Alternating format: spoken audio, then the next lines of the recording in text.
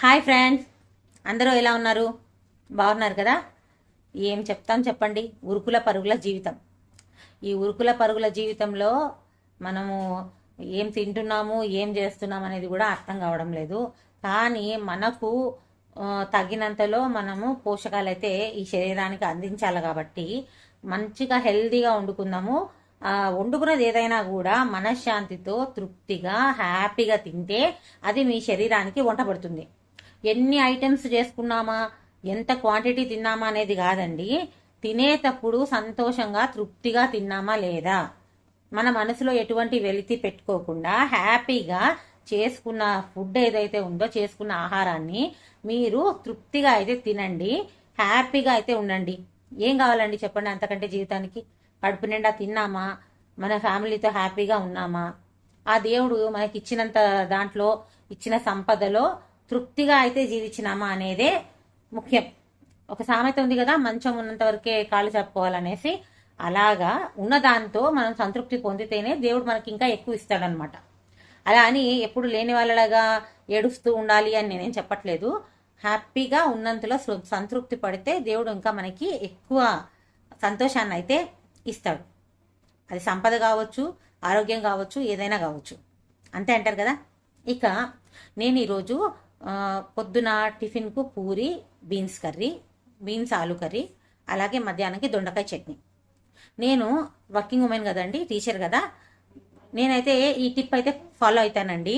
పొద్దున ఉదయాన్నే అన్ని వంటలు చేసుకోవడం చాలా కష్టం కదా.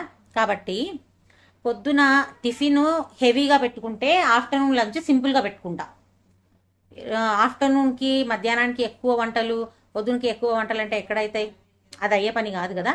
అందుకోసం నేను ఏం చేస్తానంటే, పొద్దున ఒకవేళ చపాతీలు పూరీలు పెట్టుకున్నప్పుడు మధ్యాహ్నానికి ఏదైనా సాంబారో లేకపోతే ఏదైనా రోటి పచ్చడో చట్నీనో ఏదో ఒకటి చేసేస్తానమాట. ఇక నంచుకోవడానికి మన ఇంట్లో వడియాలు ఉంటాయి, లేదా పల్లీల పొడి అంట, లేకపోతే ఇంకా ఏమన్నా ఉంటాయి కదా, అవి పెట్టుకొని చిప్స్ ప్యాకెట్ కానీ ఏదో ఒకటి పెట్టుకొని వెళ్ళిపోతామన్నమాట స్కూల్కు. ఇంకా అలాగే ఈరోజు పొద్దున పూరీలు, ఇంకా బీన్స్ కర్రీ, బీన్స్ ఆలు కర్రీ. ఇంకొక విషయము, నేను ఎక్కువ శాతం కుక్కర్లోనే చేస్తానండి కర్రీస్ అన్నీ కూడా.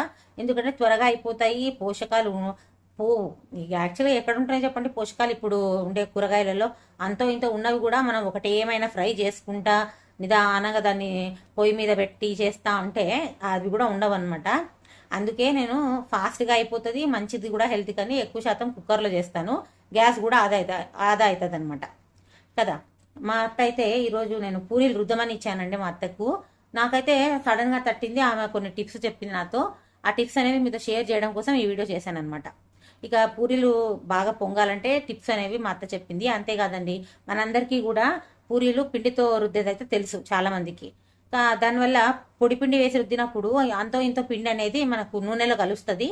మనం కాల్చేటప్పుడు అది ఎర్రగా అయిపోయి నల్లగా అయితే మాడుతుంది నూనె.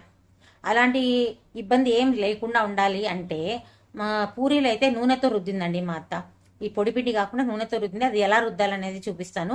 అంతేకాదు పూరీలు బాగా పొంగాలి అంటే కూడా ఎలా కాల్చాలి ఏం కథ అనేది నేను ఈ వీడియోలో అయితే చెప్తున్నానండి. మిస్ కాకుండా వీడియో ఎండింగ్ దాకా చూడండి. ఈ దొండకాయ చట్నీ చాలా చాలా హెల్దీ చట్నీ. దాని గురించి, పూరీల గురించి ఇంకా చాలా చాలా టిప్స్ అయితే ఇందులో ఉంటున్నాయి. ప్లీజ్ దయచేసి ఈ వీడియో నచ్చినట్టయితే ఒక లైక్ చేయండి. మీరిచ్చే లైక్ మాకు ఎంతో సంతోషాన్ని ఇస్తుంది. ఈ వీడియో కూడా ఎంతో మందికి షేర్ కావడానికి ఉపయోగపడుతుంది అనమాట. అంతేకాదండి, ప్లీజ్ మన ఛానల్ మీరు ఫస్ట్ టైం చూస్తున్నట్టయితే ప్లీజ్ సబ్స్క్రైబ్ చేయండి. చేస్తారు కదా సబ్స్క్రైబ్. ఇక లేట్ చేయకుండా మనం వీడియోలోకి వెళ్ళిపోదాం. నూనెతో రుద్దుతావా? పూరి బాగా పొంగుతుంది. కొంచెం మందం ఉండాల పూరి. పూరి మందం ఉంటే పొంగుతుంది. నూనె ఉంటే వేస్ట్ అంతా నూనె నల్లగా అయిపోతుంది పిండితో. నూనెతో రుద్దితే నీట్గా ఉంటుంది. అది కూడా ఒకదానికొకటి అంటుకోకుండా కూడా ఉంటాయి అవి. ఉంటాయి పూరీలు ఎన్ని రుద్దినా కూడా. అన్నారు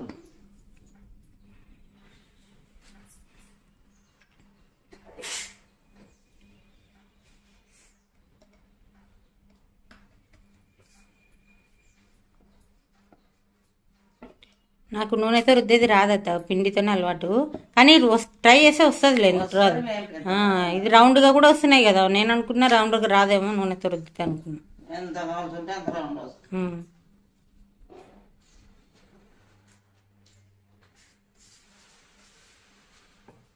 ఈరోజు అది వేసుకోవడం మర్చిపోయినావే, పిండి లేదు కాబట్టా, పిండి లేదు కదా, అందుకని కింద అది బట్ట వేసుకోలే కదా, పెట్టుకున్నా కదా కవరు, కవర్ బియ్యం కవరు, నెల నూనె కదా, అందుకని కింద వేసుకోలే, అది ఏం అవసరం పీట కింద.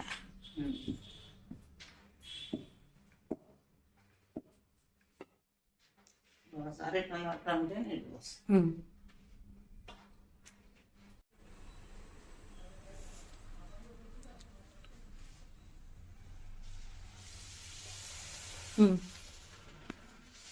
ఏమత్తా ఏందో చెప్తున్నావు ఇందాక? ఇట్లా ఇట్లా వత్తాల పూరి పొంగుతుంది, వేసి నెమ్మడే వత్తకుంటే అది బాగా పొంగదు, కొంచెం ఎర్ర ఉండాలి పూరి,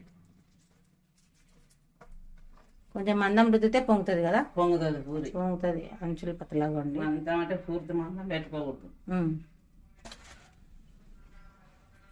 ఒకదాని మీద ఒకటేస్తే మెత్తగా ఉంటాయి కదా, మెత్తగా ఉంటాయి.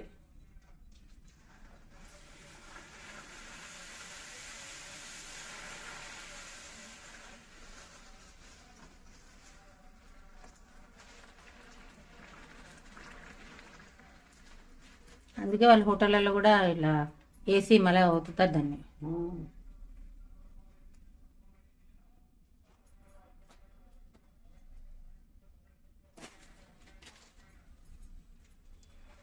మెత్తగా కావాలంటే అలా పెట్టుకోవాలి. సరే డబ్బాలో పెడతా. నీకు కొంచెం మెత్తగా కూడా కావాలి చేస్తాను.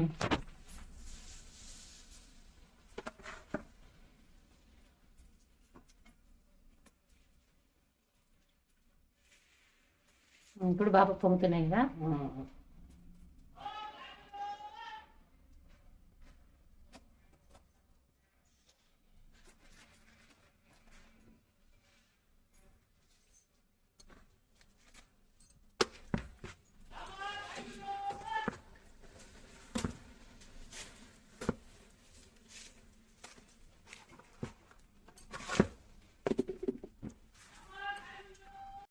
చూసారు కదా ఫ్రెండ్స్, మా అత్త పూరీలు అయితే చేసింది, నేనైతే ఈ బీన్స్ కర్రీ అయితే చేశానండి. జస్ట్ ఒక 2 విజిల్స్ వచ్చిన తర్వాత నేను కుక్కర్ అయితే బంద్ చేశాను. ఎక్కువ శాతం కర్రీస్ కుక్కర్లో చేస్తానండి నేను. ఇక బీన్స్లోకి కొంచెం ఆలు కూడా వేసాను, ఒక ఆలు వేసాను, ఎందుకంటే ఆలు వేస్తేనే నాకు టేస్ట్గా అనిపిస్తుంది అనమాట. ఇక ఆలు ఇంకా బీన్స్ కర్రీ చేశాను. టిఫిన్లోకి అయితే ఈ పూరీలు ఇంకా బీన్స్ కర్రీ అండి. అలాగే ఇంకా లంచ్లోకి అయితే మేము స్కూల్కి ప్యాక్ చేసుకొని వెళ్ళాలి కదా, ముఖ్యంగా పిల్లలకి పూరీలు ఎక్కువ ఇష్టం కాబట్టి ఎక్కువ చేసి పెట్టుకున్నాము. లంచ్లోకి కూడా కొన్ని పూరీలు అయితే పెట్టుకుంటాం కాబట్టి సింపుల్గా లంచ్ ఏం చేయాలి అని ఆలోచిస్తే దొండకాయ చట్నీ చేద్దాం అనుకున్నాను. దొండకాయలని సన్నగా అయితే తరిగి పెట్టుకోవాలి. ముందుగా మనము బాండీలో కొన్ని నువ్వులు వేసి వేయించుకోవాలండి. ఒక 2 స్పూన్ల నువ్వులు వేసుకొని వేయించుకున్నాక పచ్చిమిరపకాయలు వేసుకోవాలి. బాగా వేగిన తర్వాత పచ్చిమిరపకాయలు, అప్పుడు సన్నగా తరిగిన దొండకాయలు, ఇంకా కొంచెం చింతపండు, ఇవన్నీ కూడా వేసి మనము నూనెలో బాగా మగ్గించాలండి. దొండకాయ అంటే 1/2% ఉడకాలన్నమాట నూనెలో. అలా ఉడికిన తర్వాత మనం ఇందులో 2 టమాటాలు అయితే వేసుకుంటున్నాము. ఇక ఫ్రెష్గా ఉన్న కొత్తిమీర ఇంకా కరివేపాకు కూడా వేసుకొని 2 వెల్లుల్లి రెబ్బలు వేసుకుంటున్నామండి. చింతపండు మనం ఇది అన్నంలోకి తింటున్నాం కదండి చట్నీ, కాబట్టి చింతపండు కొంచెం ఎక్కువ వేసుకోవాలన్నమాట. ఇలా వేసుకున్న తర్వాత బాగా మగ్గనివ్వాలి. ఇంకా దొండకాయలు బాగా ఉడకాలి కదండి, అందుకోసము మనం ఇక్కడ కొంచెం నీళ్ళు వేస్తున్నాం అనమాట. కొద్దిగా ఒక చిన్న టీ గ్లాస్ మీద నీళ్ళు వేసుకొని ఆ దొండకాయలు బాగా ఉడికి ఆ నీరు బాగా ఎగిరిపోయేంత వరకు ఉడికించిన తర్వాత బాగా చల్లగైనాక ఈ బరకగా అయితే మిక్సీ పట్టాలి. ఎట్లా అంటే మనకు బాగా టమాటాలు అవన్నీ బాగా కనపడాలన్నమాట. బరకగా మిక్సీ పట్టేస్తే మంచిగా టేస్టీగా ఉండే దొండకాయ చట్నీ రెడీ అయిపోతుంది. వేడి అన్నంలో కొంచెం నెయ్యి వేసుకొని ఈ చట్నీ వేసుకొని తింటే బాగుంటుందండి. ఇక ప్లీజ్ అండి, మన ఛానల్ ఫస్ట్ టైం చూస్తున్నట్టయితే సబ్స్క్రైబ్ చేయండి, అలాగే లైక్ చేయండి. Please share and thank you.